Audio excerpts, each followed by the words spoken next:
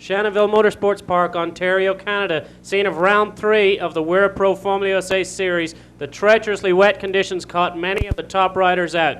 We've now moved on to round 4 at Seattle International Raceway. The Interstate Batteries Wira Pro Formula USA Series, presented to you on Prime Network.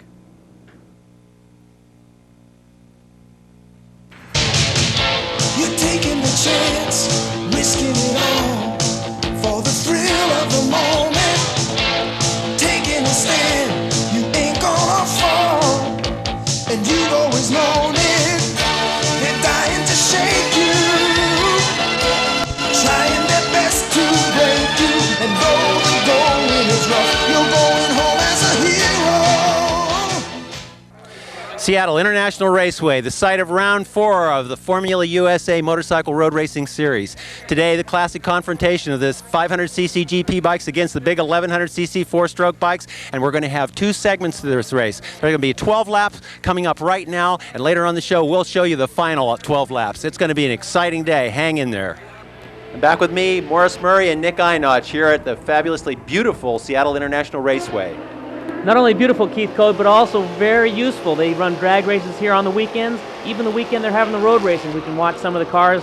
Big crowds here to go drag racing, America's #1 motorsports. Morris, what do you think of drag racing? Drag racing is just a great sport. Look at the number of people that come out to compete in drag racing. They run pro stock, all kinds of stock cars. They even run motorcycles. Before we get down to the fabulous Formula USA action we've got coming up, let's watch a Kawasaki two-stroke triple take a run down the drag strip against the car here. This will be our first look at the front straightaway here at Seattle International Raceway. It won't be with motorcycles. Well, one motorcycle in the left lane and a car in the right lane. You can take a look at this long front straightaway, and motorcycles will be going up to 180 miles an hour there. But this weekend is not about drag racing. This is it, the Wira Pro Formula USA Series. This weekend is all about road racing.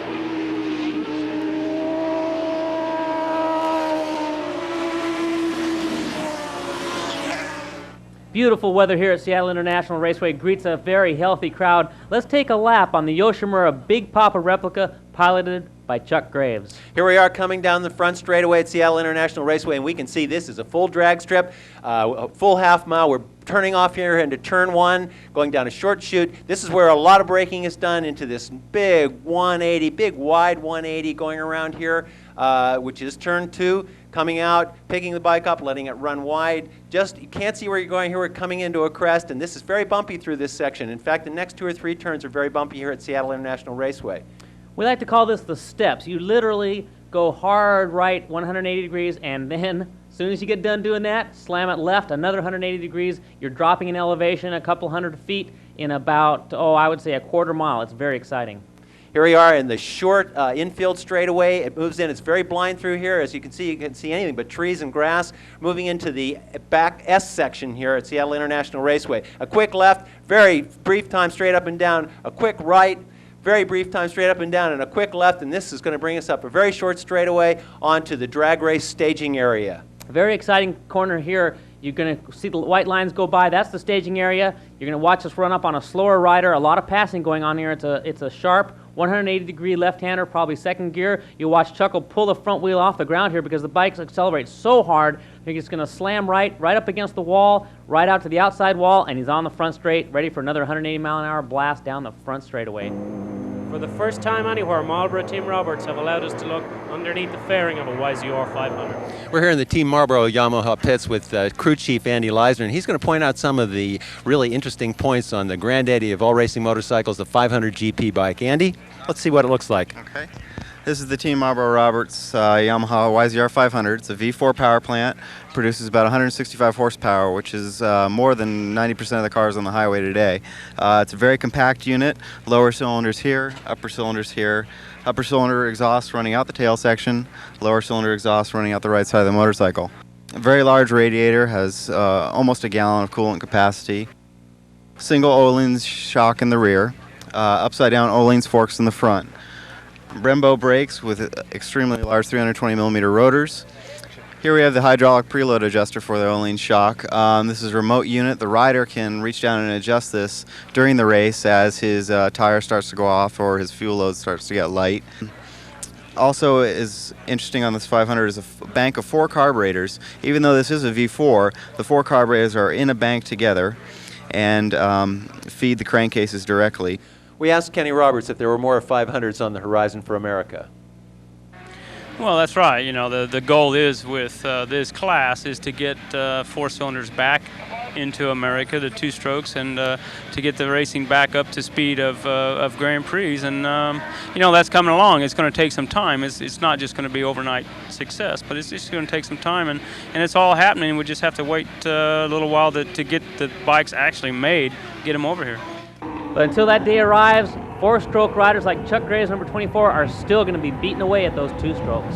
Yoshimura R&D of America, since the middle 70s, known as the fastest privateer machines in America. We're here in the pits with Chuck Graves. Chuck, show us some of the parts that Yoshimura makes for these machines to bring them up to competitiveness with the 500 GP bikes. Well, Keith, what we have here is the essential items necessary to make a privateer Suzuki motorcycle stay with 500 GP bikes in Formula USA. The Yoshimura cab upside down front end, the Yoshimura titanium duplex dual diameter carbon fiber canistered exhaust system, the Mikuni carburetors, the Yoshimura swing arm and the Yoshimura linkage, and the Oline shocks. We're not that far off the 500s, and it's only 1/10 the price. So now the scene is set for this exciting Formula USA race coming up. 2 legs coming up. Exotic 2-stroke machinery against the Formula USA 4-strokes. Don't go away. The action starts next.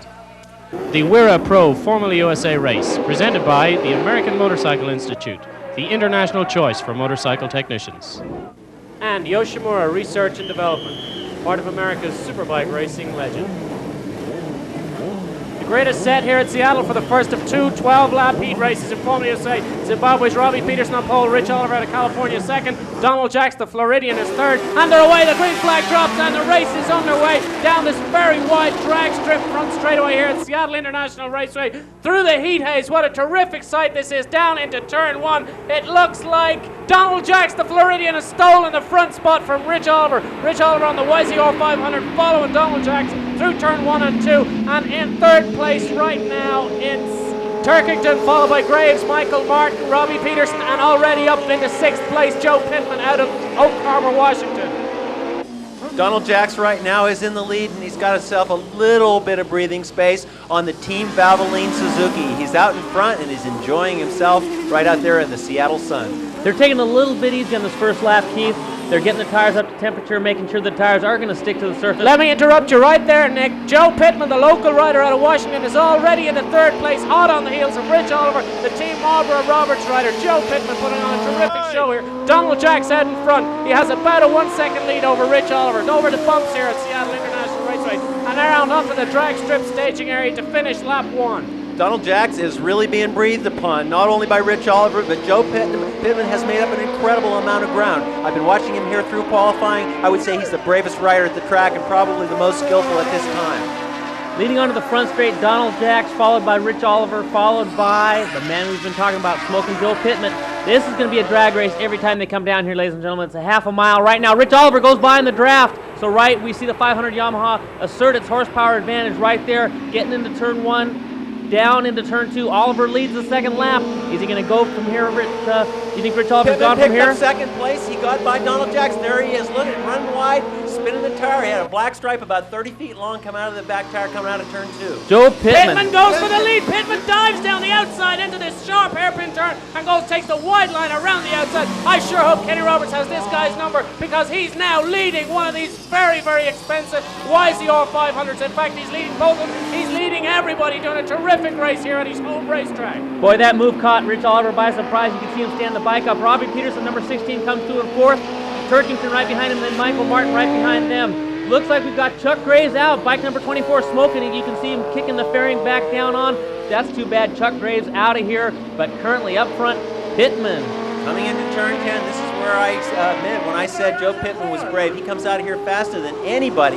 Look at that. He's got it sideways coming onto the front straightaway, but look at the drive he got. Big slide by Joe Pittman, but I swear it's going to hurt him, Keith. I think Rich Oliver's going to go by him because you just can't get sideways and outdrive Rich Oliver. Yep, Oliver guys goes by and leads down into turn 1 once again, but can he hold Pittman off in the back?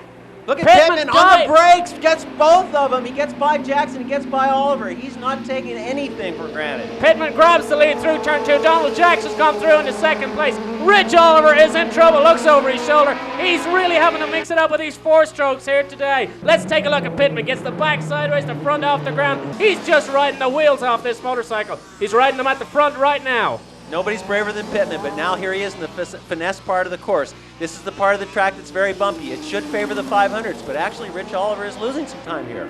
We've talked about it before, Keith. The GP bikes are set up to work on a very smooth track. Here at Seattle, it's pretty rough. Maybe Oliver's getting used to this rough racetrack. We talked to Joe Pittman a little bit about racing around Seattle. It looks like it's up to you for the Washington crew up here. You were fast in practice, and you had a little problem. Did you throw one away? I did. I let the tire slide off the edge of the track exiting 2 and got into a bit of a tank slapper and couldn't pull it out before I went down, but we're okay and going again. For sure, Joe Pittman is going again as he leads across the start finish to finish another lap. In the lead of this race in front of his home crowd, Donald Jackson third, the 500 drafting those 2 bikes up the front straightaway. Rich Oliver takes the lead. Rich Oliver uses the draft to dive back into first place. Not so far behind Oliver, his teammate Robbie Peterson is catching this leading trio. Oliver noticeably harder on the brakes going into turn 2 because that's where Joe Pittman and Jack went by him last lap. Oliver is learning every lap he goes on this racetrack. He is learning. Remember, he didn't ride a 500 last year. He is learning as he goes, and that man is picking it up very, very well. Joe Pittman tries to outbrake him down into the steps, but Oliver's picked up the pace a little bit. I think Oliver needs to find out whether he can lead a whole complete lap and lead at the start-finish. Joe Pittman getting very, very sideways. And again, Joe Pittman sliding that motorcycle around in second place. Rich Oliver's made a little bit of a break now. Donald Jacks took advantage of Pittman sliding around, and Robbie Peterson has caught the leading trio. This is shaping up to be a fantastic race. What we're looking at right now is the problems big 4-strokes have when they ride around tight racetracks. Here's Jeff Hayden with some problems of his own. Looks like no steering. Looks like he got a steering damper jammed, and he's out for sure. Rich Oliver continues to lead up front. Looks like he's going to lead a full complete lap for the first time this race, and he's got a pretty good distance on Donald Jacks, Joe Pittman, and Robbie Peterson is right with the second and third place riders. Robbie Peterson riding that second Marlboro Team Roberts Yamaha. We had a chance to look inside. There's some dust. It's just dust. I thought it was some smoke from one of the engines. Peterson goes through. Peterson has used the draft of those 2 big 4-strokes to take second place. Robbie Peterson, the Zimbabwe rider, on the second Marlboro Team Roberts Yamaha, is in second place, chasing down his teammate Rich Oliver. Keith and Morris, we've seen this before. Rich Oliver likes to go right hard from the green flag. Robbie Peterson likes to kind of build up speed, slowly get his tires warm, get his mindset going, and then he charges hard. Hard charging indeed is what Robbie Peterson and Rich Oliver have been doing all year long as they master these 500 GP machines. You can see him now coming up through the S section here. Lap traffic will be a problem. There's Robbie Peterson coming through, trying to catch his teammate desperately. He is on the gas. These 2 Yamahas have made a break now from third and fourth place. Peterson is trying desperately to reel in his teammate Rich Oliver. Joe Pittman holds down third place ahead of Donald Jack, Michael Martin, Britt Kirchhoff, Doug Renfro, Brian Bernard, and this man, number 73, Scott Gray, up here doing a little bit of suspension testing and running Formula USA, running right now head-to-head against Joe Brett Williams. Good to have you back, Scott. Robbie Peterson here riding through turn 10 to complete this lap. Robbie Peterson is now chasing his team leader on the last lap of this first 12-lap heat race. Keith, explain to us a little bit about the new format in We're a Pro Formula USA Racing. Well, right now, as it stands, Joe Pittman still in third place right now has the opportunity to win this race. The second race, the second 12-lap heat, will take precedence. So if Pittman gets a third now and a first and a second, then he theoretically can win this race. Oliver's out in front right now, and it's going to be pretty hard for anybody to relegate him to third place or second place, in fact. Robbie Peterson is very desperate right now to hold on to his second place. He also has the opportunity to win this race if he can win the second heat. That's where we are right now. All 3 of these guys can actually win this race overall. Peterson is pushing hard. You see him carrying the wheel out of the lower steps. He got into that top step a little bit hard and went a little bit wide, I think, off his ideal line. He is pushing hard. All the stops are out to catch Rich Oliver. Number 97 is leading the race, but he's got number 16 pushing hard to get him. Rich Oliver, the Dublin, California rider, riding that YZR500. It's good to see another Dubliner do well. He's in turn 9. He's got one more turn to go in this last lap of the first heat race, as we explained. Rich Oliver comfortably cruises to this first heat race win on the Marlboro Team Roberts YZR500. He takes the win from his teammate Robbie Peterson out of Zimbabwe. Joe Pittman From Washington comes in third place. Donald Jacks, the Floridian, fourth. Michael Martin, Carlton, Texas, comes in fifth place. In sixth place, we have Brett Turkington, the Texan. Doug Renfro, Brian Bernard, Scott Gray, and Joe Brett Williams fill out the top 10. The Wira Pro 600 Superstock race is brought to you by Honda Motors. This 600 Superstock race here at Seattle is underway. The grid gets away up this straightaway here, up into turn 1 at Seattle International Raceway. Big field for this race. Number 103, Dale Kiefer out of Las Vegas, Nevada, is out in the lead. Dale Kiefer on a 600cc Yamaha, leading this race into turns 1 and 2 right now. Good to see Dale Kiefer back, the Las Vegas racer, the kid who started on a Seika 550 Yamaha years ago. I've raced against him many times. He's beaten me a few times. I've beaten him, and he's back at it, leading the group, and leading a very fast group, I might add. I saw a lot of liquid leaking from the back of Dale's bike right there on the first lap coming out of turn 3. I don't know what it is. It looks like coolant. It is a hot day here today. He might be running out of motor really quick. 35, Thomas Montano's in second place, but already at the end of this first lap, or coming towards the end of this first lap, Dale Kiefer has opened up quite a gap. Number 103, Dale Kiefer, quite a ways in front at the end of this first lap in 600cc Superstock. Dale Kiefer, You can see that liquid coming out of the back of his bike just as he went through that one camera position.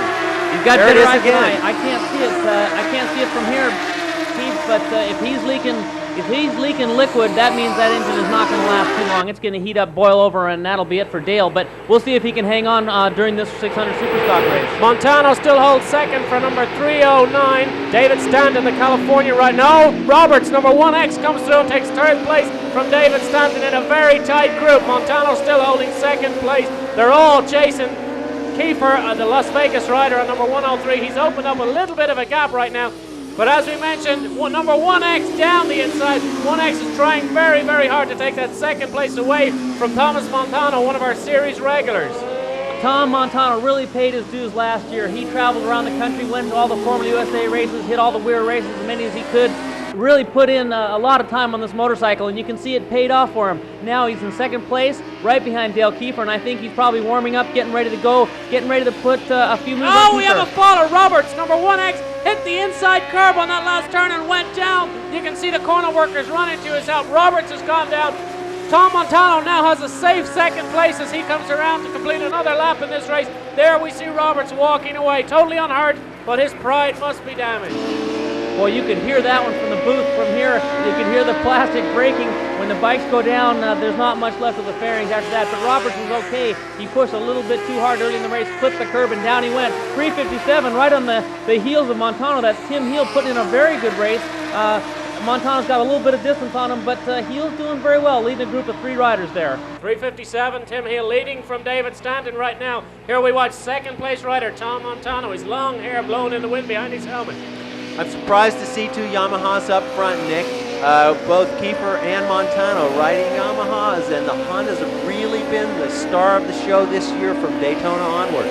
A good point, Keith. What we're looking at right now is a pair of Yamahas that have a lot of R&D time on them. A lot of research and development have gone into these two. Kiefer and Montano have spent a little more than a year on these Yamahas already, and probably thousands of dollars to make them run as well as they run. Keep in mind, ladies and gentlemen, 600 Superstock are basically stock machines. You can put pipes on them, change brake pads, change suspension, but that's about it. You just have to learn how to ride them. The lighter and faster you can make them, the better you'll go. Tom Montano right now is being caught by the group behind him. Montano had a little bit of a gap. He had kind of a safe second place. Not anymore. 357, Tim Hale. 309, David Stanton. They're reeling him in. There's another rider back there in 5th place. They're all closing up. All this is serving to let Dale Kiefer get away in the lead. Bruce Lynn was the 5th rider that we saw at bike number 78, another Honda mounted. So just as Keith and I kicked around the dominance of the Yamahas, a couple of Hondas put themselves up in there. So there's Hondas right now in, 4th and 5th place, and we'll see if they can pick off the top 3. Comment on Bruce Lynn, the 45-year-old Washington rider. Used to be one of the top sidecar racers here in the United States with the Linden Hart team. has turned into a solo racer and has been doing very well up here in the Washington and Oregon area. And right now he's moving his way through the pack. The 45-year-old rider is really shining today. That's definitely inspiring for all the ladies and gentlemen out there that think they're a little bit too old to go road racing. Here's Bruce Lynn, 45 years old, mixing up with the boys that are in their 20s. 3:57, Tim Heel has gone through into second place. He's after passing Tom Montano down into the first of those steps we talked about earlier. 3:57 made a terrific move on the brakes. Montano seems to be slowing. His motorcycle is slowing a little bit. He's dropped back into the clutches of those other riders. Dale Kiefer still out in front. Number 78, Bruce Lynn, right with Tom Montano now. This battle for second place is escalating into a full-scale war. We've got Tim Heel leading on a Yamaha, Yamaha-mounted Tom Montano next, and then we've got a pair of Hondas. Let's see how they all come through the last couple turns here onto the front straightaway and see if the Hondas have any horsepower on the Yamahas or vice versa, see exactly what happens. The man that's making most ground in this pack is Bruce Lynn on that Honda. And that Honda's also got a stock pipe on it, I noticed. It doesn't have an aftermarket exhaust system, which usually makes more horsepower, but he is not letting any grass grow under his feet. Here at Seattle International Raceway, we're winding down the laps in this Wera Pro 600cc Superstock race. Who's it going to be? Join us for the finish.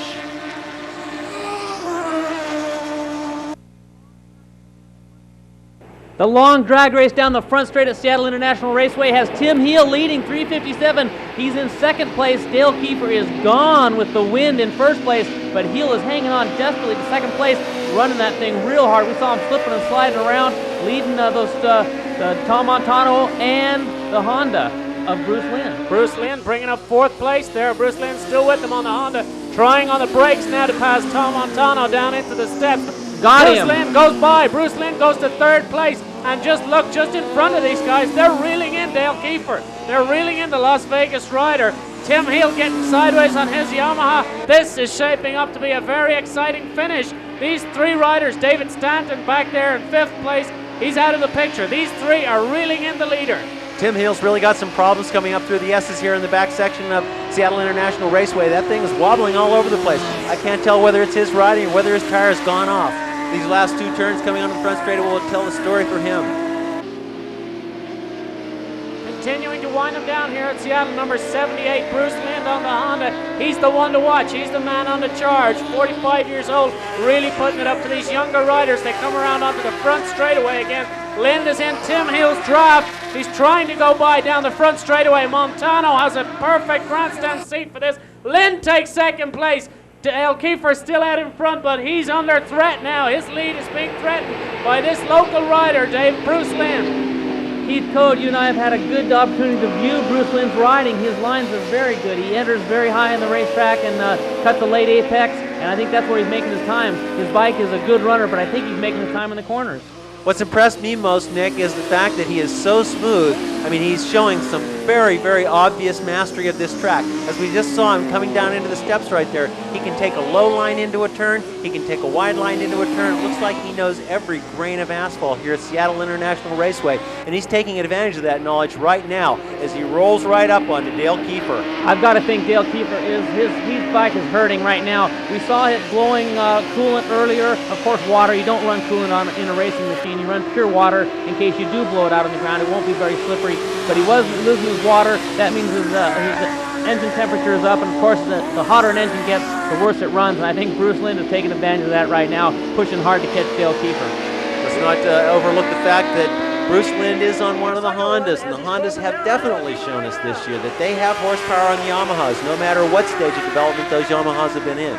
Bruce Lynn keeping a cool engine and a cool head here, riding, as my colleagues here say, very smoothly, chipping away at Dale Kiefer's lead. He's right with Kiefer now as they go through turn one. He's in the draft. This lap could be the telling lap for this 600 Superstock race. Kiefer had a look over his shoulder coming down the long straightaway, and all he saw was number 78 right there in back of him.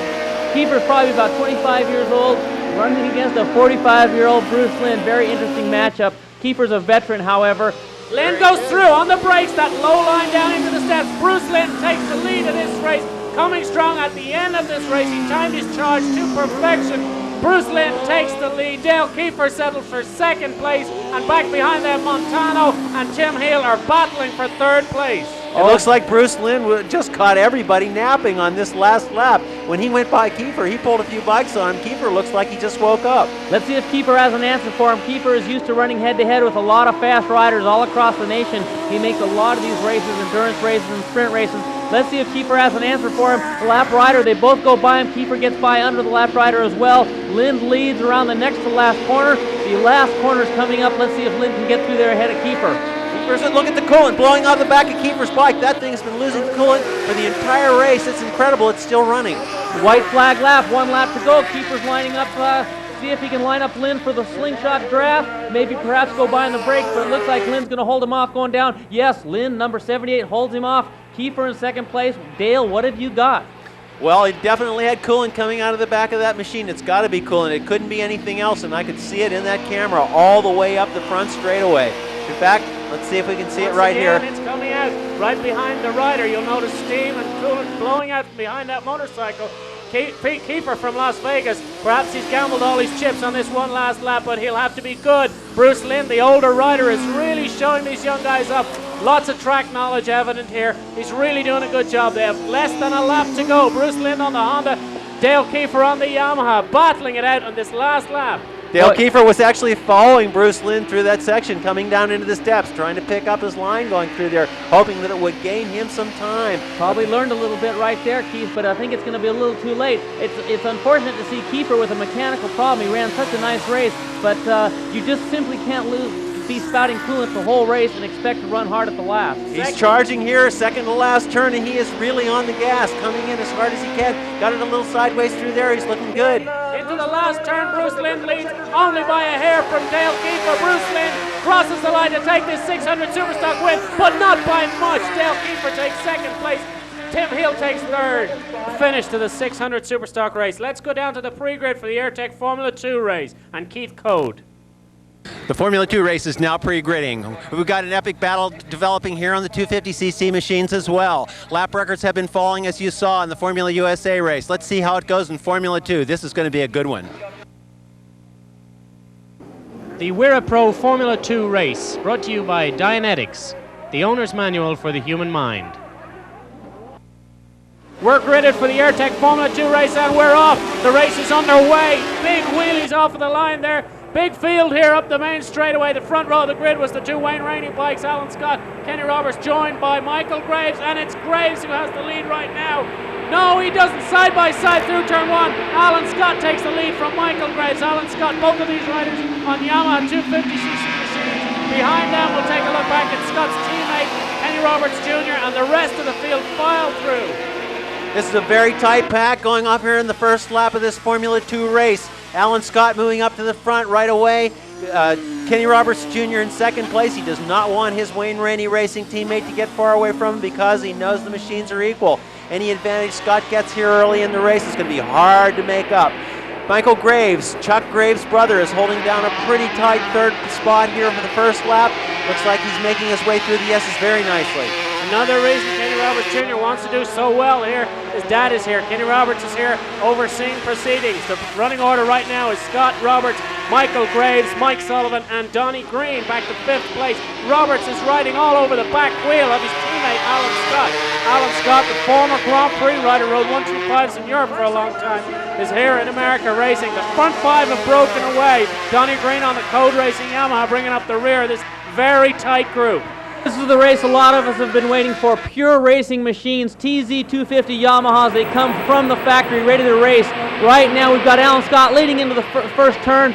For the second lap, he's led the whole race so far and looks like he's just planning on run away. No longer does he lead. Kenny Roberts Jr. drove right through on the inside of his teammate. Kenny Roberts Jr. has taken charge of this race. His motorcycle's shaking its head all over the place. They're really riding hard on these 250 Yamahas. Michael Graves sitting back there in third place. He's under pressure from Mike Sullivan, and Donnie Green is back there too. What a terrific race we're seeing here. It's hard to tell whether little Kenny Roberts is actually holding up Alan Scott or not. It doesn't look like it. It looks like Michael Graves actually pulled up on those guys. They did pull a little bit of space on him, maybe a bike or two coming into this back section, but nothing big. Nobody's got anything on anybody else right now. This is any man's race. They gave it a lap, they got the tires up to temperature, and they said, see you later, time to boogie, let's race. The track's good. I mean, this is the best track I've been to. It's fun. It kind of suits my style. It has different turns, different kind of turns. You know, there's some that's first gear at 20 mile an hour and some that's, you know, fourth gear, 100 mile an hour. You know, the track's fun. We got Alan that's going good, Donnie, and Michael Graves. So I think it's going to be a close race between us four.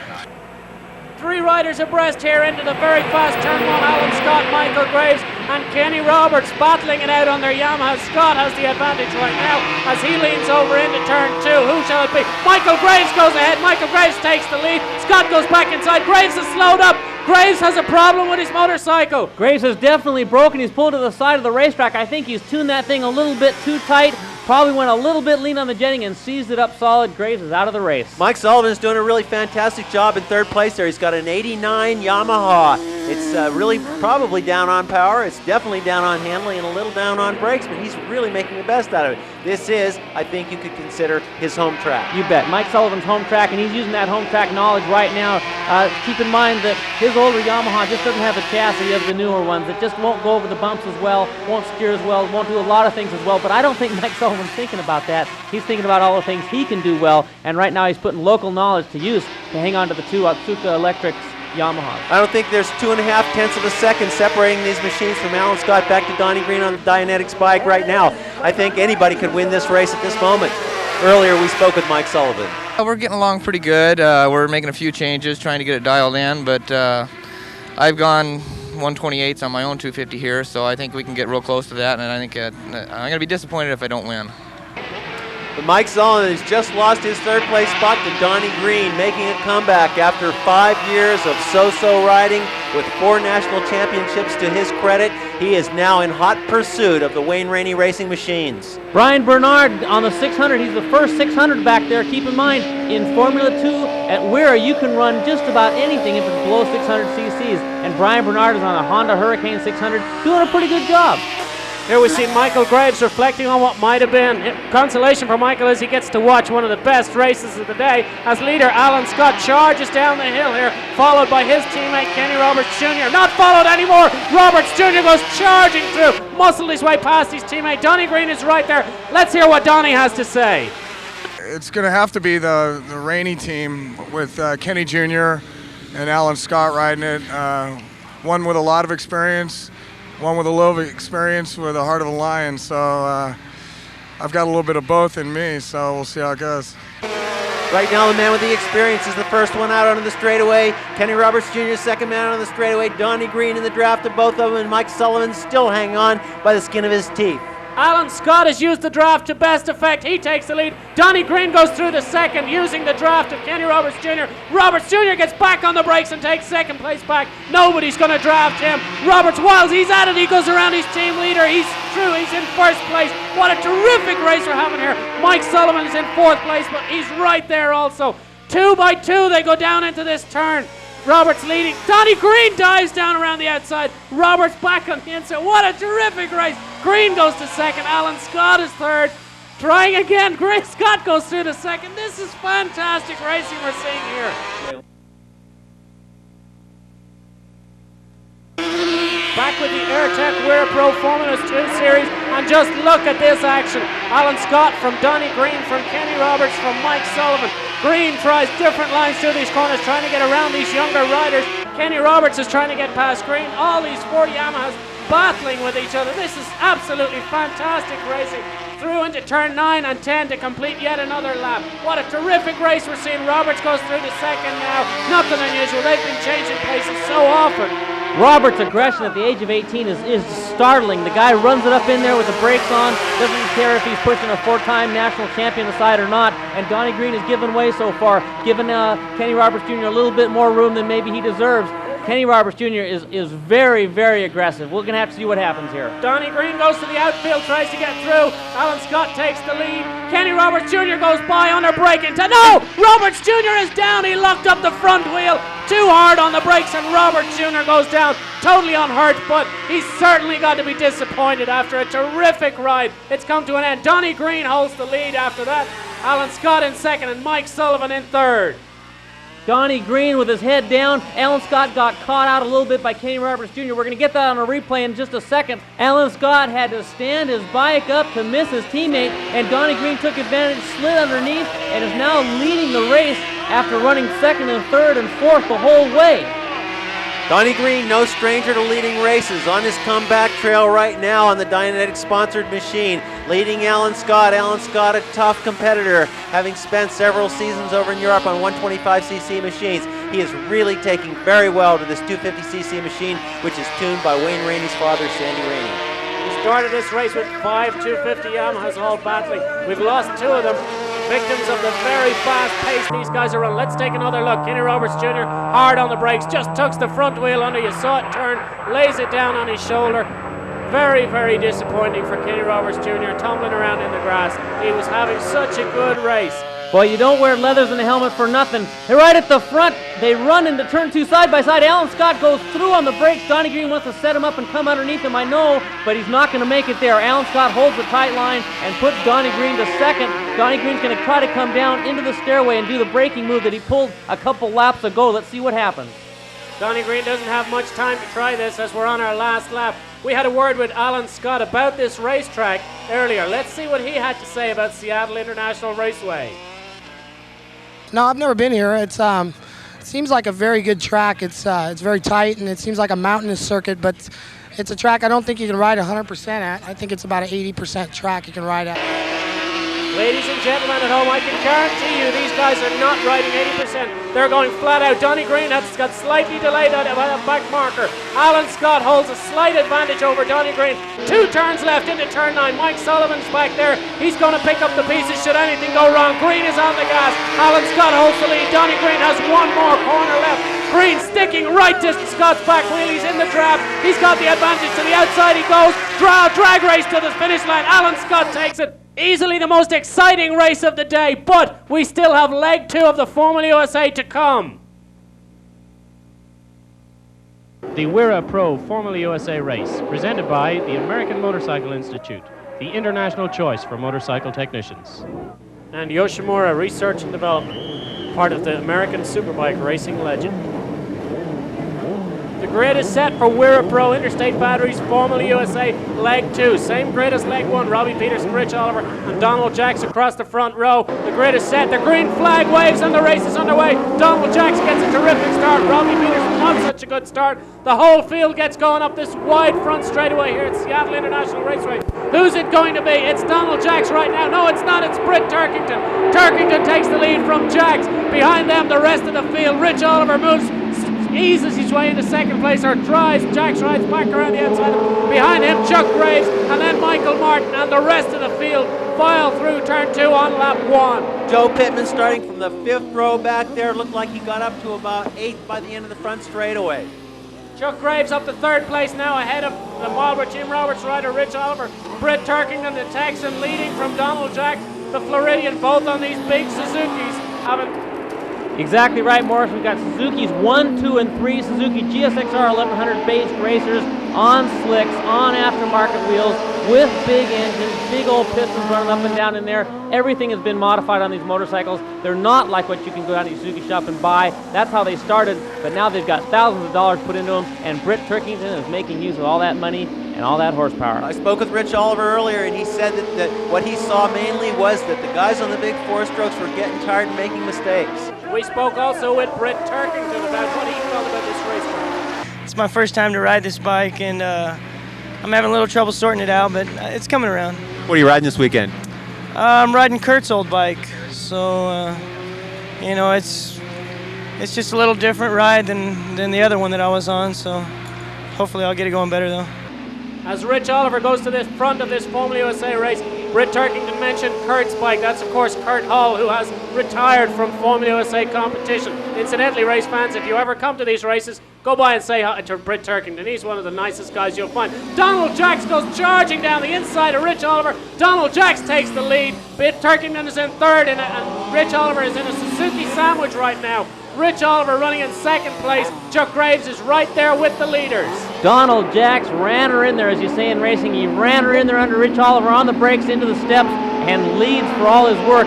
Rich Oliver's just got to wonder at that move. Here's an 1100 Suzuki going by a 500 Yamaha on the brakes. Let's talk to Donald Jacks about how he does that kind of stuff. Probably the closest I've been to him this year. I think we're going to go faster. The bikes are working really well, and we're putting pretty much close to the same straightaway speeds, so I think it's going to be pretty close this time. Donald Jacks holding down first, Rich Oliver right behind him on that 500. Joe Pittman is the big news in the second leg of the Formula USA race. Coming from the fifth row, he's right there in the draft of everybody, and he just stuffs it in turn one and passes both of them. Smoking Joe Pittman, the Oak Harbor, Washington rider in front of his home crowd, has gone to the front of this race in front of Rich Oliver on the Marlboro Team Roberts Yamaha, who has taken second place, and Donald Jacks on the Suzuki. What a terrific ride Smoking Joe Pittman is having. Down through the mountainous section of the racetrack, hard on the brakes. He's riding the wheels off this motorcycle. Tighter line than the other riders. Really having a good day, Joe Pittman. Formula USA racing at its finest. An FCR1000 Yamaha leads, a 500 Yamaha leading the GSXR1100. I take that back. Donald Jacks is down. Donald Jacks down with his Suzuki 1100 out of the race. Joe Pittman leading this race. Unfortunately, Donald Jacks on the Suzuki is out. Donald Jacks a faller early in the race. Joe Pittman still upright, still riding hard. Rich Oliver is reeling him in though. The power of the YZR500 catching up with the FCR1000. The order right now, Pittman, Oliver, then back in third place, Peterson. Behind him, Texan Britt Turkington, then Chuck Graves and Michael Martin, another Texan.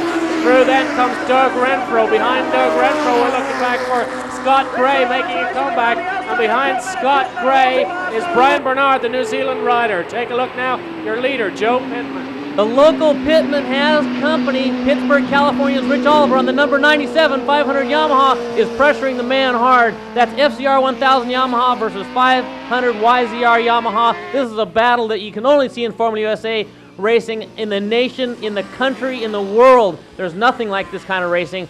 Big bike versus little bike, and who will be the best? We'll find out in a couple more laps. Pittman is really riding hard down the hill there. He got the back wheel off the ground. He's sliding around on those tires. Pittman is gone. Pittman is off in the dirt. Pittman crashed. Pittman went wide at the bottom of the steps, leaving Oliver all by himself, but Peterson is doing his best to keep Oliver company. Once again, just like the first leg, Oliver leads. Peterson starts slow and comes up with a tough lap at the end. Britt Turkington and Michael Martin, both on the Valvoline Suzukis, both on 1100cc machines, are watching those YZR 500s disappear into the sunset. They don't have much of a prayer catching them right now. It's a dice on their own to see which one of them is going to get into the winner's circle.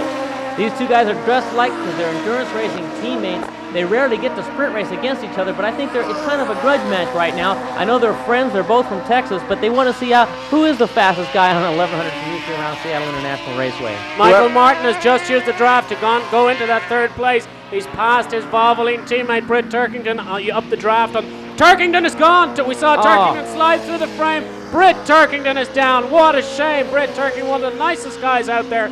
His race has come to an end. He's up and okay. What a shame. He looked kind of surprised there when he fell off. I think what's happening here is the day has gotten very hot. These big 1100s trying to chase down the 500s are having some tire problems. You can see that it's a very, very, very sunny day. The temperatures have gone up, and there's Michael Martin holding down a very, very safe third place. It looks like he will probably get into the winner's circle, and he will be credited with third overall. Chuck Graves was still pushing hard for fourth, but he's all by himself. If you're used to car racing, you're used to tires heating up, starting to slide around, things getting a little bit loose. With a car, you get a little bit loose, you get a little oversteer. With a motorcycle, you get a little loose, and you're going to be on your head in mighty quick order. That's the problem here today. We've got motorcycles putting out 160 horsepower, trying to power their tires around this tight circuit, and it'll get away from you, and when it does, it's hard to catch. Chuck Graves treading very carefully around the back markers at this racetrack. Of course, Nick is right. The tires are going to play a big factor towards the end of this race. One other factor that's maybe pushing the Marlboro Team Roberts guys, here we see Robbie Peterson, is the fact that all the Marlboro executives and Kenny Roberts are here watching today. They're under that little bit extra pressure. The pressure is internal, though, right now, as Robbie Peterson tries to catch this man, Rich Oliver, who is out in front and seems to have mastered these YZR 500s. The Marlboro Yamahas just a little bit better than his Zimbabwean teammate. He looks over his shoulder right there. He doesn't see, Oliver looks over his shoulder. He doesn't see Robbie Peterson very close at all. In fact, he's all by himself right now. And back around at the front of the racetrack, Keith, the starter, has the checkered flag in his hand. Rich Oliver is on his last lap. Rich Oliver taking this motorcycle to another 1-2 finish. What a terrific day for Marlboro Team Roberts. Through turn 9, he's got about 5 to 8 seconds on his teammate Robbie Peterson. Rich Oliver has 1 turn to go, lifting the front wheel just a little bit through turn. You can see his teammate in the background. Rich Oliver takes the 2nd victory of the day and the overall win at the Seattle Wira Pro Formula USA race. Robbie Peterson is 2nd, and there we see Michael Martin coming home in 3rd place. Chuck Graves, Doug Renfro, Gray, Bernard, Williams, Littlejohn, and Fassett fill out the top 10. Coming up, winner's circle. Don't go away. It's kind of tough staying up with the 500s and all, but I just tried as hard as I could and kept going, you know, and Brett and I had a good battle, and Chuck Graves was right in there with me, and of course Donald and everybody, and it was just kind of a process of elimination for me. I was right behind Donald, or a couple of bikes back, and he slid off down there in 4, and then a few laps later I saw Joe Pittman down there walking, and so I said, hey, you know, this ain't so bad, you know, so... I just kind of felt sort of one step behind the bike all the time. I think I've just got to go and ride dirt bikes a little bit more and go and train a bit harder. What I'm trying to work on is sliding the back tire around like you're supposed to on a 500, and I'm getting it. I'm still a little shaky. I'm not like smooth like Wayne is yet, but you know, I'm having a great time, and those guys rode so hard today. I mean, the race was in doubt, both races. I had no idea I was going to win. Pittman, I thought for sure in the 2nd leg. He was trying so hard, throwing sparks every corner, and I just went, wow, man, you're awesome. But, you know, I hung in there, and, you know, I've got a little bit more power than he did, so when I decided to really make a break for it, I did. Rich Oliver's tough riding puts him in the points lead with 74 over Robbie Peterson and Chuck Graves. This show's Airtech Best Bail comes from, without a doubt, the Airtech Best race. Let's take a look at this in slow motion as Kenny Roberts loses the front end, going under Alan Scott in turn 2, gets on the bump, slides along on his butt, uses his back, tries to keep his brightly colored helmet off the paint, and rolls to a stop. The Pirelli Cool Move, brought to you by Pirelli, makers of the MP7 Sport Racing car, goes to Smokin' Joe. Joe Pittman, the man who was absolutely the bravest here at Seattle International Raceway this weekend, came onto the front straightaway faster than anyone. Our overwhelming choice for Motorcyclist Magazine Rider of the Week goes to Joe Pittman. Smokin' Joe Pittman did a fabulous job. Let's take a look at some of his moves.